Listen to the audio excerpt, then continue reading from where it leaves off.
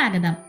ഇന്ന് നമ്മൾ ജാതിക്ക വച്ചിട്ട് വിരുന്നുകാരെ ഞെട്ടിക്കാൻ പറ്റിയ വളരെ സ്വാദിഷ്ടമായ ഒരു സ്ക്വാഷാണ് തയ്യാറാക്കുന്നത്. അതിനായിട്ട് നമ്മളിവിടെ കുറച്ച് ജാതിക്ക നന്നായി കഴുകിയെടുത്ത ശേഷം അതിൻ്റെ ഉള്ളിലെ സ്പോഞ്ച് പോലെ ഇരിക്കുന്ന ഭാഗമെല്ലാം കളഞ്ഞ് ക്ലീൻ ആക്കി എടുക്കുന്നുണ്ട്.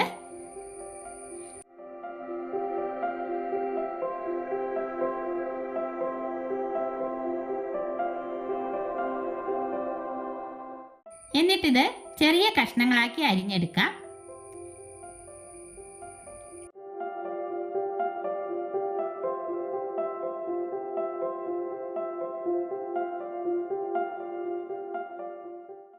അങ്ങനെ മുഴുവൻ ജാതിക്കയും അരിഞ്ഞെടുത്തിട്ടുണ്ട്.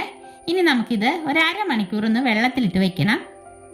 ജാതിക്കയുടെ ആ ചവർപ്പൊന്ന് പോയി കിട്ടാനാണ്. അരമണിക്കൂറിന് ശേഷം ഇത് വെള്ളത്തിൽ നിന്ന് മാറ്റി ഒരു കുക്കറിലേക്കിട്ട് വേവിച്ചെടുക്കണം. ഇതിൻ്റെ കൂടെ നമ്മൾ ഒരു കഷ്ണം ബീറ്റ്റൂട്ട് കൂടി അരിഞ്ഞു ചേർക്കുന്നുണ്ട്. ജ്യൂസിന് നല്ലൊരു കളർ കിട്ടാൻ വേണ്ടിയിട്ടാണ് കേട്ടോ ബീറ്റ്റൂട്ട് ചേർത്ത് കൊടുക്കുന്നത്. കുക്കറിലേക്ക് ജാതിക്ക ഇട്ട് കൊടുത്ത ശേഷം ഇത് മുങ്ങിക്കിടക്കാൻ പാകത്തിന് വെള്ളം ഒഴിച്ചു കൊടുക്കുക. ഒരു 2 ഗ്ലാസ് അത്രയും വെള്ളം മതിയാവും കേട്ടോ. അതിനുശേഷം ഇതിലേക്ക് ബീറ്റ്റൂട്ട് അരിഞ്ഞതുകൂടി ചേർത്ത് കൊടുക്കുക. പിന്നെ ഒരു 2 ഗ്രാമ്പും ഒരു വലിയ കഷ്ണം പട്ട ഇതുപോലെ ചെറിയ കഷ്ണങ്ങളാക്കി എടുത്തതാണ്, അതുകൂടി ഇട്ട് കൊടുക്കുക. എന്നിട്ട് അടച്ചു വെച്ച് ഒരു 5 വിസിൽ വരുന്നവരെ വേവിച്ചെടുക്കുക. നമ്മളിപ്പോൾ ഇത് രാത്രിയിലാണ് വേവിച്ച് വെക്കുന്നത്. രാവിലെ ആകുമ്പോഴേക്കും കുക്കറിൻ്റെ എയറെല്ലാം പോയി തണുത്ത് വരും കേട്ടോ. നമ്മളിത് വേവിച്ച് വെച്ചിട്ട് രാവിലെ ആയിട്ടുണ്ട്. ഇതൊന്ന് തുറന്ന് നോക്കാം. നോക്കി, നല്ലൊരു റെഡ് കളറായി വന്നിട്ടുണ്ട്. ജാതിക്ക ഇതുപോലെ കൈ കൊണ്ട് എടുക്കുമ്പോൾ നന്നായി അലുത്ത് വരണം. അതിനുശേഷം നമ്മൾ ഇതിലേക്ക് ഇട്ട് കൊടുത്ത പട്ടയും ഗ്രാമ്പും ഉണ്ടല്ലോ, അതെല്ലാം എടുത്തു മാറ്റാം. ഇനി നമുക്കിത് ഒരു മിക്സി ജാറിലിട്ട് അരച്ചെടുക്കണം. ഈ വെള്ളം തന്നെ ഒഴിച്ചിട്ടാണ് അരച്ചെടുക്കുന്നത് കേട്ടോ. ഇതിലെ വെള്ളം നമ്മൾ ഒട്ടും കളയുന്നില്ല. ജാറിലേക്ക് നമുക്കിത് ഇട്ട് കൊടുക്കാം. എന്നിട്ട് 2 പ്രാവശ്യമായിട്ടാണ് നമ്മളിത് അരച്ചെടുക്കുന്നത്. ആദ്യം ഇട്ടത് നല്ല ഫൈനായിട്ട് നമ്മൾ അരച്ചെടുത്തിട്ടുണ്ട്. അത് ഒരു ബൗളിലേക്ക് ഒഴിച്ച ശേഷം ബാക്കി ജാതിക്ക കൂടി അരച്ചെടുക്കാം.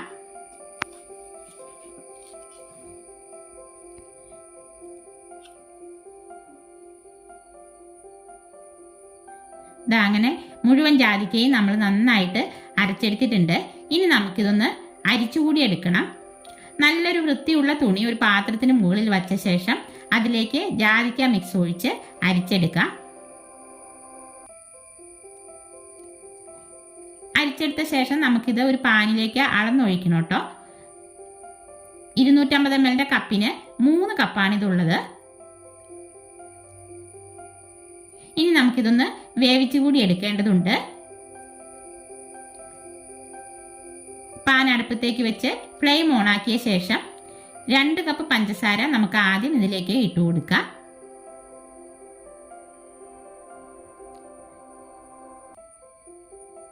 എന്നിട്ട് 2 കപ്പ് കൂടി ചേർത്ത് കൊടുക്കുന്നുണ്ട്. മൊത്തം 4 കപ്പ് പഞ്ചസാരയാണ് നമ്മൾ ഇതിലേക്ക് ചേർത്ത് കൊടുക്കുന്നത്.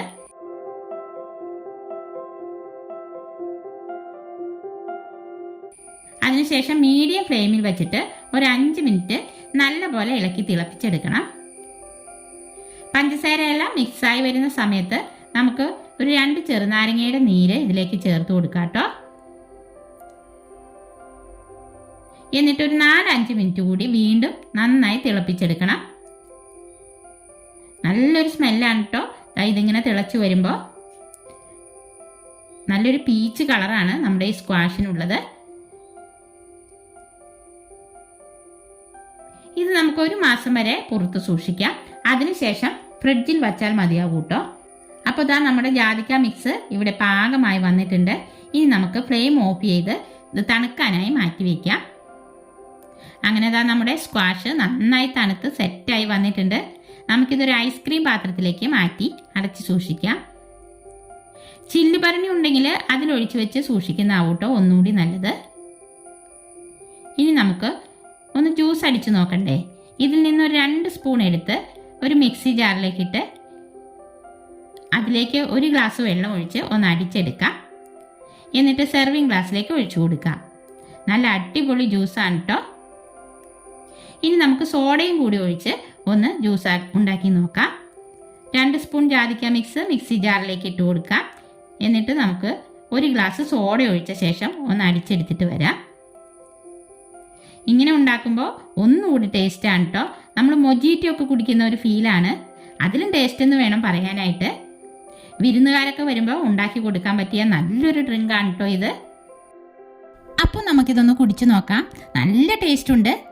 അപ്പോൾ ഇന്നത്തെ നമ്മുടെ ജാതിക്ക സ്ക്വാഷിൻ്റെ വീഡിയോ എല്ലാവർക്കും ഇഷ്ടപ്പെട്ടെങ്കിൽ ലൈക്ക് ചെയ്യാനും ഷെയർ ചെയ്യാനും സബ്സ്ക്രൈബ് ചെയ്യാനും മറക്കല്ലേ. അടുത്ത വീഡിയോയിൽ നമുക്ക് വീണ്ടും കാണാം.